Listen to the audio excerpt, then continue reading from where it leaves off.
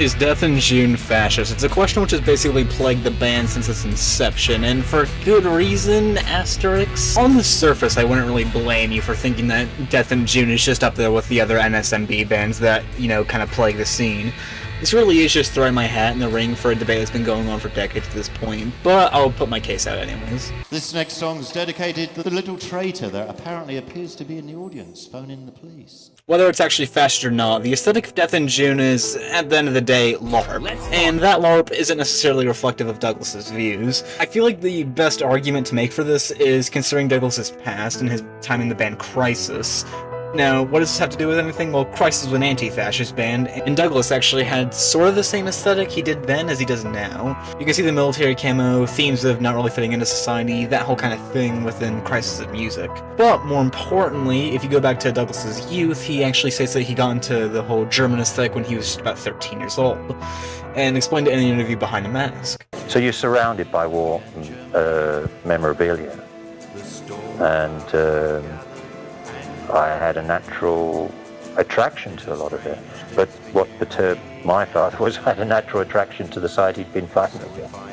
I started buying my first bits of military memorabilia with my paper round money, so I'd be about 12, 13.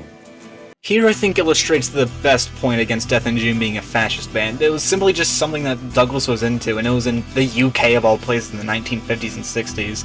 I mean, come on, this country in 2026 deletes like the Luftwaffe is over London and can strike at any moment. Do you think that only 2 decades after the war that everything would have changed? It makes sense, really. So, in short, basically, just a thing that Douglas is always into, and just stuck in a Death in June. Last Europa Kiss, Runs and Men, Hail the White Grain, all these songs sound, pretty racist on the surface. It's about gay sex, dude. Now, after leaving the anti-fascist band Crisis and it kind of, breaking up, Douglas Pearce got into the National Bolshevik scene. One National Bolshevik in history, or as he's usually known as a Strasserist, was Gregor Strasser, who was in the Nazi Party in the 1930s, but was purged in the Night of the Long Knives. When did the Night of the Long Knives happen? In June. You would think with Douglas's hyperfixation being tied to the moment so closely, the band name would reflect that. But in reality, according to Douglas at least, the name was actually chosen at completely random chance, and was just Douglas mishearing something that one of the other band members said. So, that was the beginning of Death in June, although we didn't have a name for the group at that time. The name actually came when some weeks or months later it was getting close to our first performance and we thought, well, for that first performance we should actually have a record out, and I misheard something that Patrick said in the recording studio, and I thought he'd said Death in June, but he didn't. But I said the name and it was instantaneous again. It was like, manna from heaven. Thank you, we've got a name. And so we finally had the name, which everyone has a great time interpreting, but even us, with this purely post-rationalization, it was just my hearing. Say I'm glazing, because I am, but that's such an explanation so uniquely Death in June that it's honestly peak. And our continent is called Europe. Douglas himself has called himself a Eurocentrist, but as bad as that does sound, I don't think he necessarily meant it in a way that was, yeah. Most of Death in June's songs have that ambiguity of you can't really tell if they're about European culture and history or gay sex, but whatever. For the most part, though, the ones that are, kind of hard to interpret as anything but European aren't usually referring to, Nazi Germany, World War II, that kind of thing, and if they are, it's not really in a supportive way. Even the songs that sound like they might be, like We Drive East, was made in the context of the Cold War at the time, 1980s. The Soviet Union was still very much a thing. It could have just been referring to, Western Europe, which was the, the non-communist area, and Eastern Europe, which was the communist-dominated area.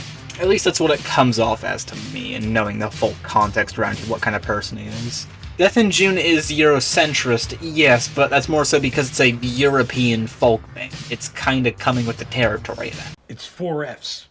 I didn't know it was going to come off like that. Pretty sure he did. Now, we've already established that a lot of symbolism of Death in June comes from Douglas Pearce's simple, history obsession with, World War II Germany. But some of this stuff is a bit egregious, and it's probably the biggest reason why people think the band is a fascist one. The Totenkopf especially gives the whole Nazi vibe. However, this is from an American perspective, where the band has probably had most of its controversy, I would imagine. Most of the canceled performances that came about of protest against organizers were mostly in the United States. That's only because I feel like in America, now take this with a grain of salt, we aren't really used to this kind of symbolism. In Europe, the various countries in that continent went right through World War II, and these symbols became very deeply ingrained in their memory, and Douglas simply used them because A, he just thought they were interesting, and B, for shock value. It's more normalized there, so to speak. Does that make using these symbols necessarily a good thing? No, of course not, but I feel like in the context that Death in June does, being that artistic expression, especially with the rainbow flag, Totenkopf, and Black Suns, it's not in the same way that, you know, skinheads or other neo-fascists use these symbols in. I suppose it's up to interpretation how you think Death in June uses these symbols, but as someone who's somewhat been around in these kind of communities for a while now, I feel like context is heavily important, and that context favors Death in June in this case. I'm also just gonna have to take here that there have been other artists who are way more popular than Death in June and have done way worse with symbolism. Man, that is sinister activity, is what that is. Man, that is sinister activity, is what that is. This one doesn't need much explaining. Tony Wakeford, who was one of the 3 founding members of Death in June and had originally been in Crisis, was kicked out of the band after, you know, joining the National Front.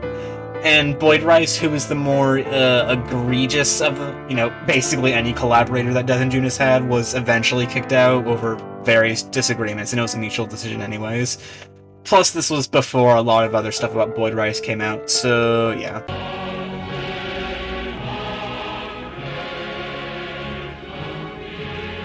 In short, and I don't blame you if you disagree with me, I know it could be kind of hard to look past, you know, everything and just go, well, actually, you have to have a very high IQ to understand Death in June. You have to be very involved in this very rare, specific British Neofolk band. And no, you don't have to agree with me here.